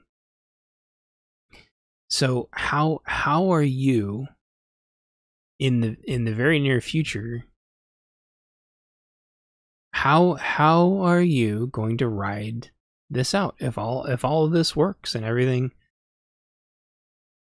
goes how they want? If everything goes to plan, we're going to be back up to 10% unemployment. People aren't going to be getting raises, and people's bank accounts are going to be drained. That's exactly what they want. That's what they said they wanted. And their excuses are moot, because the whole world is raising its interest rates at the same time, because all the banks around the world are all failing. and they force us to come back in the office, or we're unemployed. How do we survive that? What's it like to try to pay rent in the West? Apartments here are 4 times what they were. Houses front are 6 times. I believe. So I have another friend that lives very close to you, and they're in the top 10. The rates that you describe are very close to you're like just neck and neck with Seattle. I just talked to him about this again last night. You guys are just neck and neck with Seattle. The problem is Seattle's making like 60,000 Amazonians. That's so stupid. Making them come back in the office. So what they're all actually doing, to answer your question, is they're selling their houses. And then they're moving back in the city to rent. And I guess like rent has already gone up like another 10-15% just in the last like month, on top of what it already was. And that's why like Seattle, they have this saying like 300,000 is the new 100,000. So like, if you live in Seattle and make $300,000, which I know people are going to say sounds like a lot of money, but it's really not. If you make $300,000, it's going to feel like you're only making $100,000. And then vice versa, if you make $100,000, it's going to feel like below the poverty line. And it's just flat out because things are so expensive. You're paying $3,000 to $4,000 a month for rent. I don't care if you make $100,000 a year, or if you 100,000, you can live like a king. Yeah, but if they force you to work in the city where rent is $4,000 a month and you haven't even paid for anything else yet, who gives a shit if you could live like a king in the middle of nowhere? You're going to be unemployed. So it's a false equivalency. Yeah, go off grid, but realize, yeah, it's only, or realistically, it's only a partial solution. The problem with off grid is they're gonna like, they've been doing this for a long time now, where they force you to be on the grid, or they take your house and your kids. Yeah. Yeah, what are those called? Communes? Yeah, communes / cults, exactly. Yeah, it's gonna have to be like, one person has the chickens, one person has corn. Yeah, one person has enough solar and batteries to like charge the one phone so people can still do stuff, and then everyone's gonna have to pitch in to like buy a phone. You're gonna end up with massive amounts of people off the grid. The funny thing is though, just like that whole thing, like I said, some dude getting like 15 years for pepper spraying somebody, pepper spraying a cop or whatever. Like, people do way there's like kidnappings, actual kidnappings of people underage, which I would argue is way worse than yeah. So this person kidnapped a handicapped underage kid and then got like no cash bailed. Like, so they're already creating like this weird 2-part system where they want to make these $100,000 tiny homes for homeless people. But then like, we don't have a way of getting like tiny homes. And I'm sure once we had tiny homes, they wouldn't leave us alone. And so like, how do you think that's going to work? If that's what success is like, and let's pretend they finally do get the Fed coin going. So you're going to need a phone for that. But like, does just consolidating into one phone work? Because like, if you have your one phone, because I've already seen this with like the COVID lockdowns, like they would only let us buy, I think, like a bag or like 2 bags of potatoes, like 1 or 2 loaves of bread, like 1 thing of milk. And they said, well, yeah, this is like your 1 day's worth of food. And you couldn't tell them, like, I have 6 people living in my house. I have 8 people living in my house. This isn't enough to feed them. And they're like, well, come back tomorrow and see if we have more tomorrow. Forcing you to come back in the store every day. But here's the thing, like, because of violence and shoplifting, so many stores have closed down. Like, you're gonna have to you're gonna have to use a phone to online order your groceries and then go pick them up, which you're gonna need a car or you're gonna need to be walking, and it's gonna be extremely unsafe. So you're gonna need like a squad to go protect your like food from getting taken every day.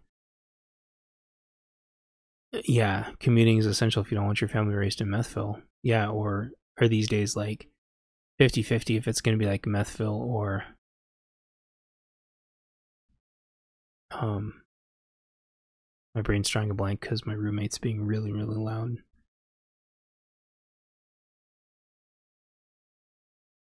Fentonville. Your one phone, you know, there might be a drop down that only allows you to order 4 people's worth of food, and it could check your location, or it could check your router, it could check your IP and go, uh-oh, you're only allowed to order 4 people's worth of food at that house. Or what happens if they go, uh-oh, that house has 3 bedrooms and you only have 2 people living in it. If you want to order your food, you have to have you have to verify that 2 more people are living at that house before you can order that much food, or they're going to call you a food hoarder. Like, these are all the things that are coming if everything works out the way they want, provided it all doesn't crash. This is assuming it doesn't crash, and assuming there's no wars, and this weird social experiment that they're doing keeps going. So yeah, you say Oklahoma's a great place to go off the grid, or basically wherever you want, at least for now, but community building could be a problem. I think community building is going to be a problem, and it has been here for a long time, but like infrastructure is going to be a problem too. So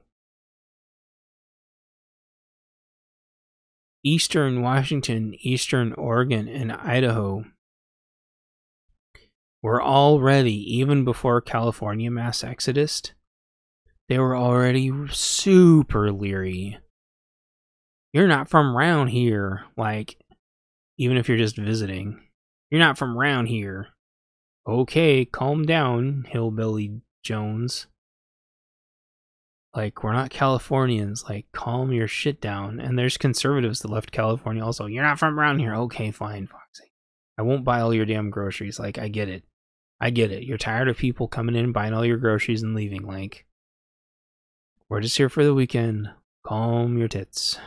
You know, that was already a problem before California mass exodus. And so,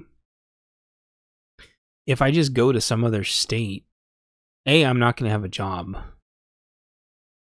And B, like, if I don't bring tons of infrastructure with me, like, if I don't bring my own solar and my own batteries, and then bring enough cash with me to, like, buy some seeds or something, and goodness, if I have to, like, repair the house or whatever, like, unless I bring tons of money and resources with me, and then hopefully find some people that aren't going to rip me off to help me repair things, if I can't find work, I'm going to be screwed. because I won't be able, like, and like, what if it's a well house? You have to run like a lot of electricity to that well house. What if you got to take care of your septic? Like, it's doable if you have support infrastructure. And it also depends on what jobs you have and if you're moving somewhere with jobs. But like, what I do doesn't exist everywhere. I need to be around big tech communities because that's what I've spent my whole life working on. I could go do something else, but it wouldn't keep my brain energized at all. Even being like an author, as much as I like it, it's hard to like weave cohesive stories together into narratives that work. I can do it with these podcasts. Like, I'm getting really good at it, I think. But like, weaving it into a story with characters that make sense takes 6 to 9 months of work, where I can come up with an idea over the course of a couple of days and do a podcast in a few hours. People are very warm and welcoming. They tend to really conform to everything. They tend to not. Well, yeah, there's like, well, we've been doing it this way forever and we've survived this long. And where my dad lives is like that way too. They also, at least I think from what he's explained, they tend to follow like their ritual forever, and they think just like their bluster and their arms and their church, and they just think they're going to get left alone just by like sheer attitude, but they have like no cohesive structure, which keeps them off the radar, but it keeps them really vulnerable. Yeah, they don't have like a cohesive strategy. Instead of just like calmly preparing and becoming cohesive, they sort of just grumble and grouse and go to church and pay their taxes and try to leave each other alone. And I think there's nothing wrong with that. I just think it doesn't prepare them for anything. These gas prices. Oh, yeah. Yeah, that's funny. There's a big culture shock, too, because, like, if you say, how about those gas prices, huh? Depending on who you ask, you'll be like, you know, thanks, Obama, thanks, Biden. Or, like, you'll get someone that'll want to talk about the price of a barrel of oil. Or they'll start wanting to talk about OPEC, and you're like, oh, here we go. I didn't want to talk about OPEC today, but I guess here we go. You know, Venezuela and China's drilling for oil in Venezuela, but the price of gas went down, and it's like now Venezuela is defaulting on their debts with China. And you're like, oh, geez, all I said was these gas prices. So there's such like a funny range of people here. You could even say like, hey, how about the debt ceiling? And you'll get like a huge range of responses, and you never know. You gotta be prepared for like any type of conversation that could pop up. You gotta know like a little bit about everything. The farmers are the only politically active people here. Well, yeah, they are like at the receiving end of everything. Fuel, seeds, GMO, fertilizer. Earlier, dirt came up. Yeah, I got in an argument with somebody about that the other day. Oh, dirt's free. I'm like, if dirt's free, go get it then. Manure's free. Then go get it then. Why are you talking to me? Like, fertilizer. Go get it.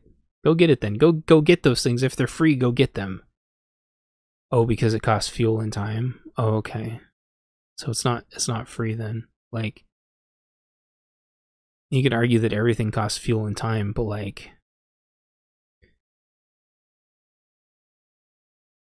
they counter argue that everything's like free, but it's not. Whereas like farmers and ranchers that are trying to do things on like a commercial scale with already like shit margins and subsidies, they can't even repair their own vehicles.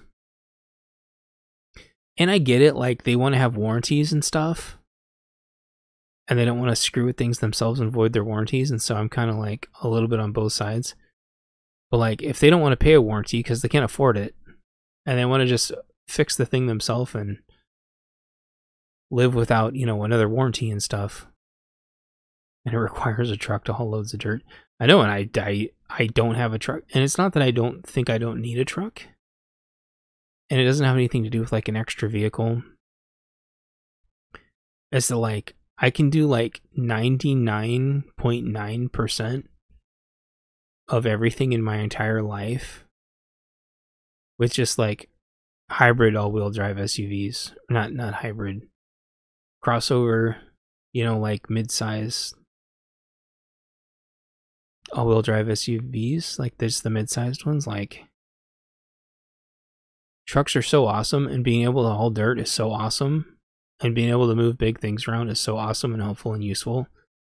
And you absolutely do need that shit if you're gonna be a farmer and do like big gardens and move your own dirt around. But like, yeah, they're massive gas hogs. They're maintenance beasts. Like, huge time sinks. And their batteries die. And the fuel starts getting stagnant. Like, it's like taking care of another damn animal, except it's like it's like taking care of a giant mechanical dinosaur. And you have to constantly do it. You have to constantly, it's discouraging. Like, taking care of a truck just turns into like just has to just become part of your routine. It's not like a modern-ish, you know, mid-2000s all-wheel drive, you know, mid-size SUV where the damn things basically take care of themselves. That was just like such like a magic time when like those mid-size SUVs, just like everyone was making them and they were great. Yeah, it has to be a part of making you money, or it has to be a part of like, you know, you're always going to have to tow something. Like, it has to be a part of your routine. And I have a neighbor who's into trucks, and he has to have a meticulous routine, because the batteries will die in a week if he doesn't just have a meticulous routine. And they are huge. So like, I would love to take care of a truck, but it feels like you're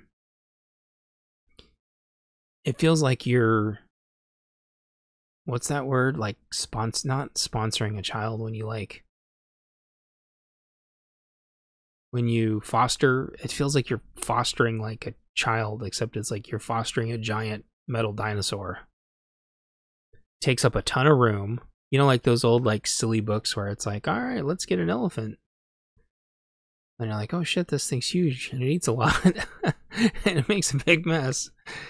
You know, there's a truck that I would love to take care of, right? But like, I gotta get it towed out. I gotta put it somewhere. I would have to get the the title for it. I'd have to get it registered. I'd have to get tabs.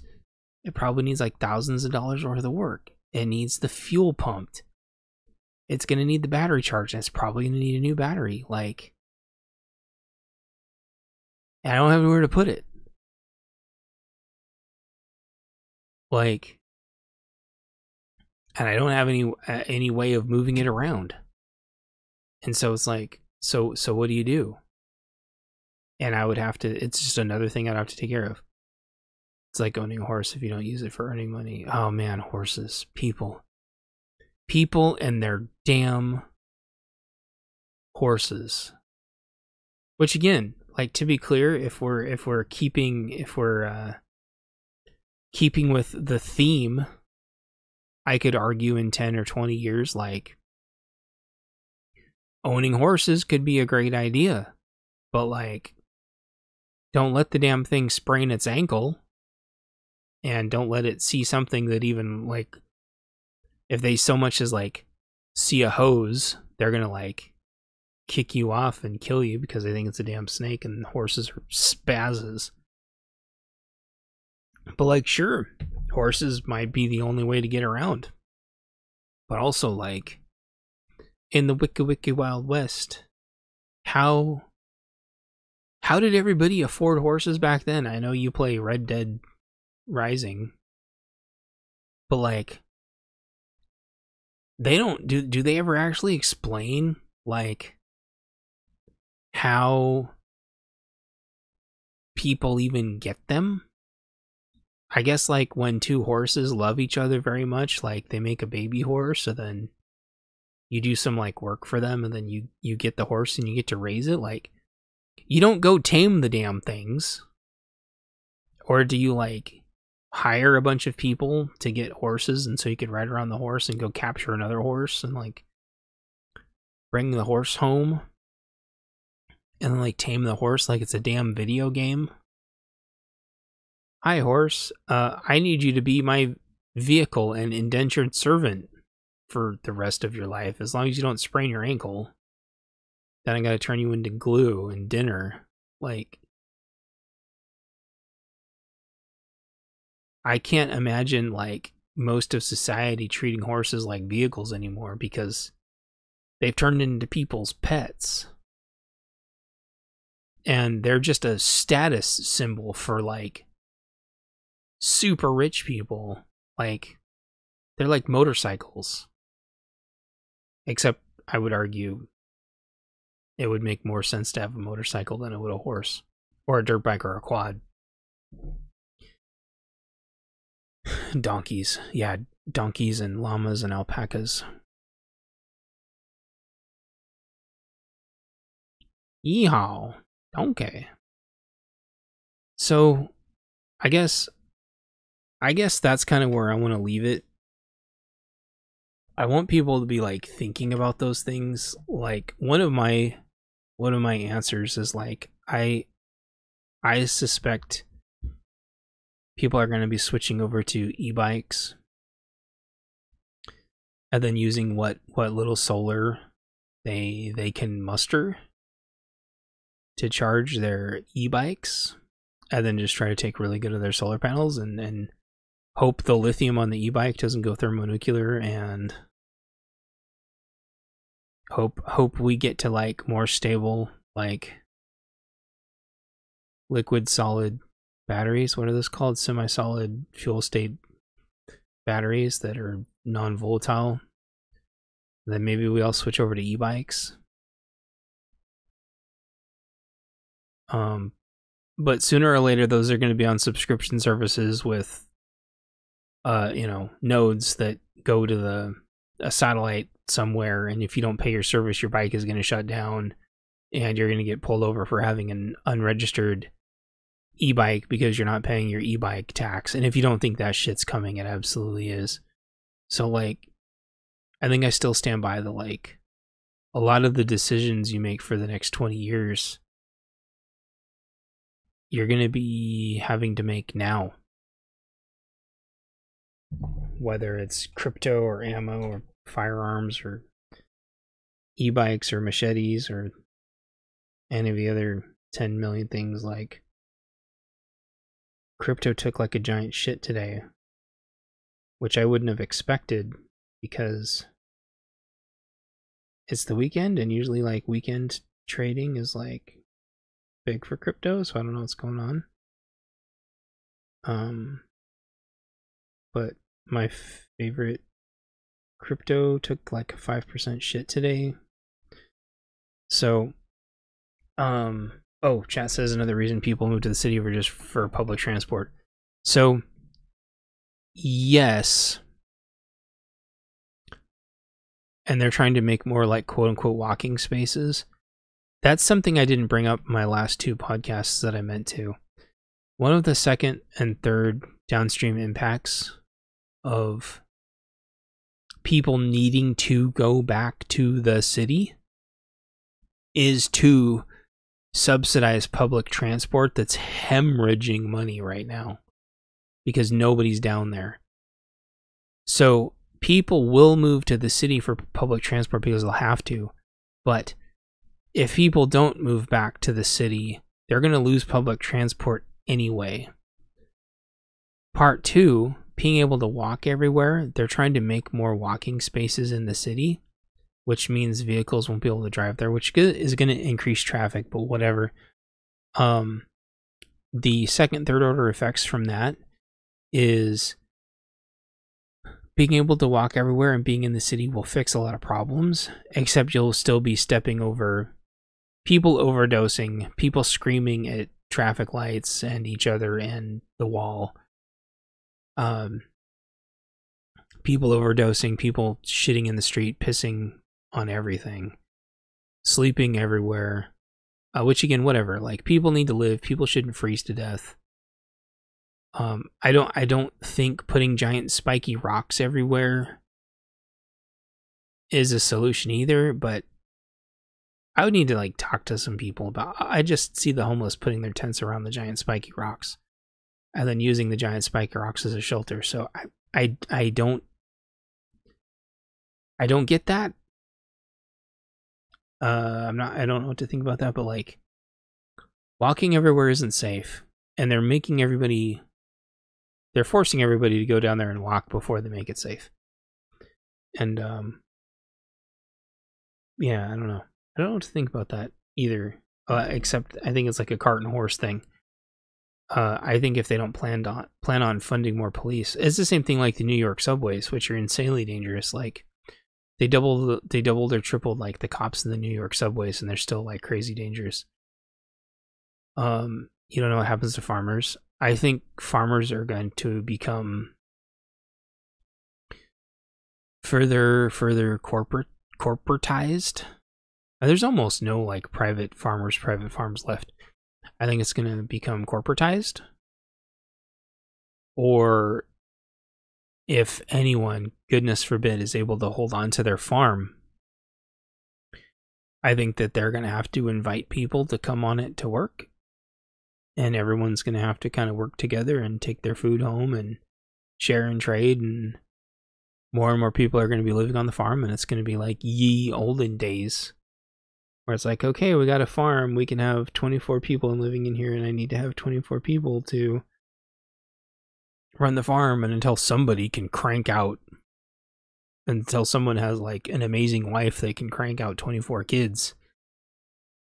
You're going to have 24 strangers on your farm, and they're each going to need quite a bit of food because they're going to need to bring food back to their families. And so you may end up, instead of 24 strangers, you may have like 6 families on your farm. And then the working age males work on the farm, and the working age gals work on canning and jarring and smoking everything. And then you have the grandmas and grandpas watching over all the little shitters, or making sure they're on the perimeters, making sure nobody gets in, and they fucking shoo them away with stern words. Tell everybody leaves each other alone. Like, that's why my goal is to get like 5 acres. Which, to be clear, I don't think 5 acres is enough, but I don't think I could manage more than 5 without needing quite a bit of help. Because you're also, even if you don't grow anything on your farm at all, you're going to have a lot of grass, which means you're going to need to mow. And if you don't have a really good battery mower and a lot of solar to power your battery mower, you're going to go broke just mowing grass. And so what I have seen done several times is you network with somebody who has like a combine or whatever those things are called. They come mow, in air quotes, mow your grass. And then they turn it all into bales and they take that home and then they feed their critters with it. And then they bring you like manure and dirt and food. And then they bring that hay home. Yeah, hunting can be done on 5 acres. You can have cats that go do like the mice thing. You can have a pond. You can have like a survival pond on 5 acres. And so I think if everyone's goal 2.5 and deer come through, oh yeah. Well, if you have an apple tree or roses or anything, you have to have like a small army to like keep the deer away. And if you have any critters, you're just going to end up with deer and coyotes. So, which means you're going to need more ammo and more perimeter. And so yeah, like I was bringing up, like the Ring doorbell thing, they got everybody in the door and started charging everybody on subscriptions. So you need to find ways of getting off subscriptions. Coyotes are a huge problem. People say like bobcats and stuff are a problem, like lynx. I'm like, are they really? You can't deal with one cat. Like, do lynxes, do bobcats really like eat that much? Whereas like a raccoon will be like, I will murder everything and then I'll take a part of one of your chickens. But I'm going to murder all of them because I'm a raccoon and I'm stupid. Meanwhile, the possum is in the garbage can like, why are you murdering everything, raccoon? And the raccoon's like, because I'm a raccoon. And the bobcat's like, I'm going to wait for that raccoon to eat everything and then I'm going to eat the raccoon. They took all your dog. Yeah, it's so horrible.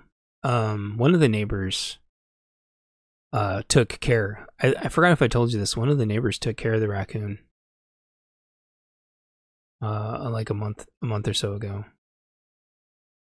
I heard it. We still have our possum though, because I heard the fence rattling and I opened the drapes and there was a big possum butt right in my face with its gigantic rat tail. So, possum confirmed alive. Raccoon confirmed in raccoon heaven. Possum's chilled out and got drunk on your pears laying on the ground from it. Yeah, so it's a very possum very possum thing to do. Yeah, well, I woke up to like a giant possum ass in my face. I was like, I told it, go away, and it's like scurried away with like its little toenails on the fence.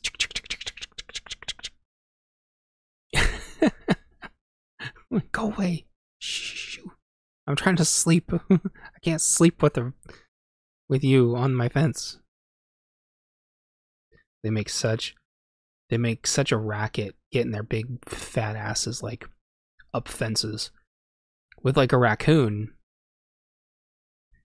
it sounds like raccoons sound like a giant basketball just flumping around. And with opossums, all you hear is like a strong breeze and toenails. So they're like two totally distinctly different things. Yeah. But then if like the raccoon's perfectly still, then you just feel it looking at you. And with possums, they just hiss at you right away. They preemptively. Possums let you know. Whereas like raccoons will just death stare you. Even if you're not looking at them, they're still going to death stare at you.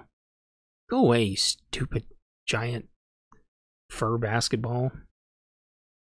But I'm not sad to see the raccoon go. They will kill everything and they will attack your face.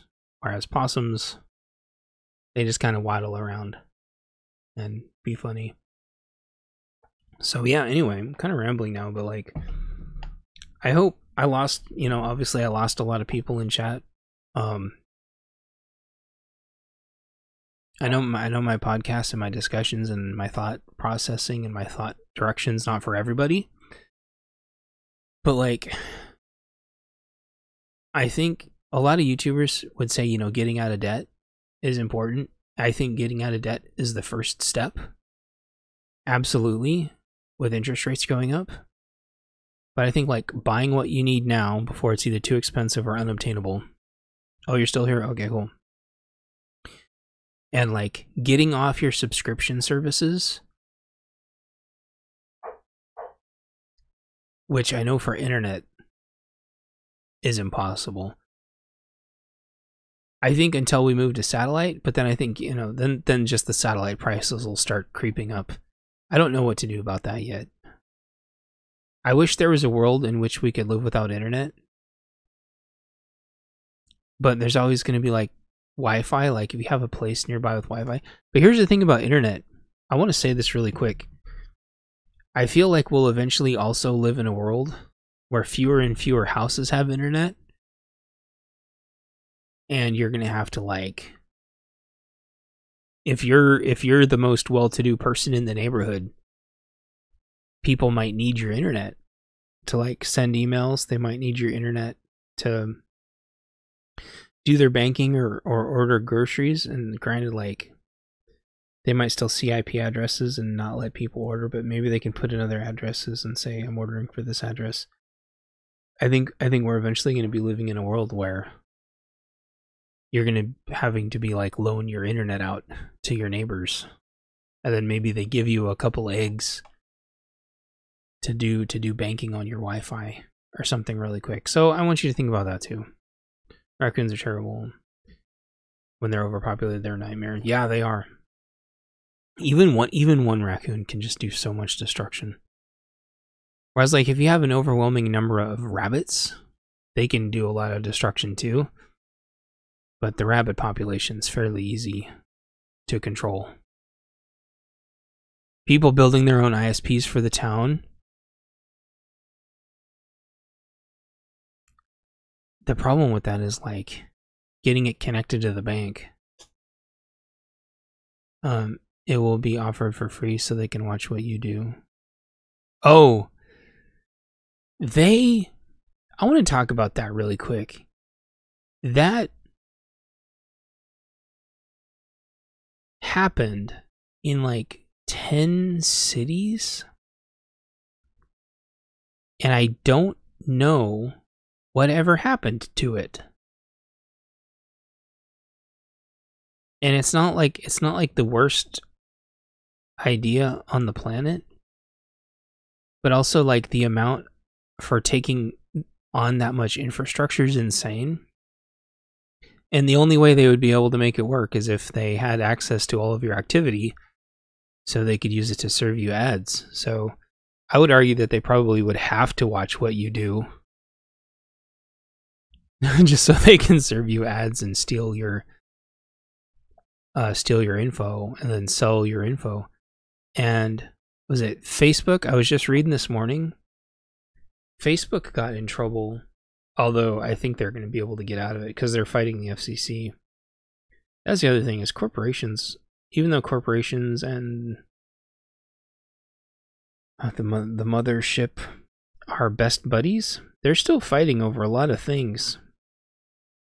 And Meta, aka Facebook, is fighting the FCC hardcore right now because they stole tons and tons and tons of kids' data from 2017 to 2019 and profited off of it. They were all under 18. Like, the FCC... No. The FTC is probably going to get squashed by Meta over this. And what that'll do, we'll get free internet before we get free water. Water is going to be a massive, massive problem. So the thing with internet, I agree with everything you said. I think the internet in the cities will be free. It won't be in the rural areas, which will be another thing that they use to force people into the cities with. But they're going to have to overcome one hurdle, which I think they're very close to, which is kids are going to be running around using the free internet. And it's still illegal for them to sell kids' data to advertisers. And it's funny, this has been a problem since like the 90s because cartoons were geared towards kids because that's what they would use to sell toys like G.I. Joe and Ninja Turtles and Gem, which was truly outrageous. And they got in so much trouble for having all these cartoons, which were just half an hour long toy advertisements. And they're running into that same problem again with internet, VR, video games. It's all online now. It's all subscription based. And it's basically just like a captive audience for ads. I think Meta will beat the FTC.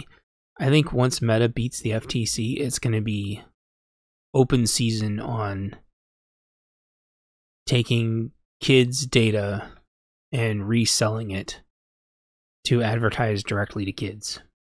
And then I think you're right. I think every city will have free internet.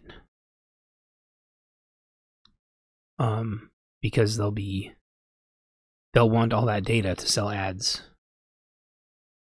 And then I think that'll coincide with 5G and then eventually 10G, where everyone will be able to just FaceTime each other.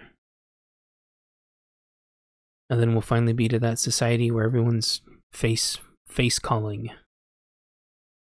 each other, which is, I think, just the dumbest shit on the planet, because I don't want to know what anybody looks like. But whatever. I don't even want that damn button on my phone. I hit it sometimes on accident. I have like 1 bar of 4G. Like, I don't want to hit that damn voice calling thing. It's not going to work. Anyway, I appreciate everyone. I know this went like really long, but I covered everything I wanted to talk about. And I hope folks listen to this. And I know each area is going to be a little different, but like, try to think about getting debt free, and then getting rid of as many subscription services as you can. So if you have security cameras, see if they'll work not on the cloud. See if they'll work without the cloud. you know, if you can get off your Netflix and, you know, save your movies somehow so you can watch them offline to reduce like your footprint of data, like start to whittle those things down. If you have like a Disney Plus and a Netflix and a Hulu and an HBO Max, like start to whittle those things down now, and then you can save up for other things to like, I forget what the word is, but like hedge against inflation, you know, and understand that like canned food's only going to last like 3 years, and so you need to cycle through it. But like, if you think you're going to be salting all your food to preserve it through the winters, then start getting your salt now. If you're going to want to bake lots of bread, get your flour now, and get your food savers now, and get your baggies now, and start to hedge against a lot of that stuff, because now is the time to do it. Because if everything goes the way they want, everything's going to be a lot more expensive. So if you need a new can opener, you know, all the Bed Bath & Beyonds, I think they went bankrupt too. So you might have to go to an old vintage store and get yourself like a Depression era can opener. But like, go get a can opener that's really, really well built. You know, if you have to go get a vintage can opener, go get one while the vintage store is still open, or go get one off eBay. A nice vintage can opener. This shit sounds so stupid. But like, or if you're going to go get a bunch of P38s and a bunch of P51s, oh god, go to the dentist. Yeah, the dentist is like a big conversation right now. That shit's only getting more expensive too. I stopped going because I got tired of arguing with them about the mask thing. I'm like, I'll put the damn mask on, but like, I want to talk to you first. I want to get all of our talking out of the way. And then I'll put my mask on. Man, she wanted to be like a little mask Nazi. She was just so rude. And it's not like there was another gal that was already like really, really rude about it. Like last year, like a year and a half ago. And I'm like, I let it go, and then I forget how rude people get, and the dentist gal was like really rude about it. I'm just like, man, I don't need to deal with this shit. They're going to be working on my mouth. I'm not going to be wearing my mask. And you go to the cities, and guess what? Everyone's still wearing them. And I'm like, oh man, you guys. I'm going to leave you alone, but I want to be left alone too. So anyway, yeah, if you have any expensive surgeries, to get all that out of the way. Before the hospitals all fill up with the next virus. And watch out for crazy gun laws. Don't do anything stupid, and don't follow anyone that suggests to do anything stupid. And use your best judgment, and be safe, and be left alone. And buy my books and check out my coffee page. And I think we're gonna get through this. I can't imagine having tooth issues going into all this. Yeah, that's also why you should have clove oil. Yeah, take care. I'll talk to you tonight, and we'll be on the Saturday show. If you haven't gotten any clove oil for your teeth yet, like I told you to last time, you in chat I'm talking to, go buy some like food, medical quality concentrated clove oil. Because that could be the only thing standing between you and an unimaginable amount of tooth pain. I make sure and I keep a whole bag of all that stuff with me at all times. Because it's always going to be on a 3-day weekend. Never fails. So yeah, leave your comments down below if there's a way that you have that you're thinking about hedging against the massive amounts of inflation and interest rates hikes coming. And I will talk to you all in the next show. And bye-bye. You've been listening to the Bunker Codes podcast. I hope you found our time valuable. Please exit safely and conduct yourself responsibly. Until we talk again, have a nice day.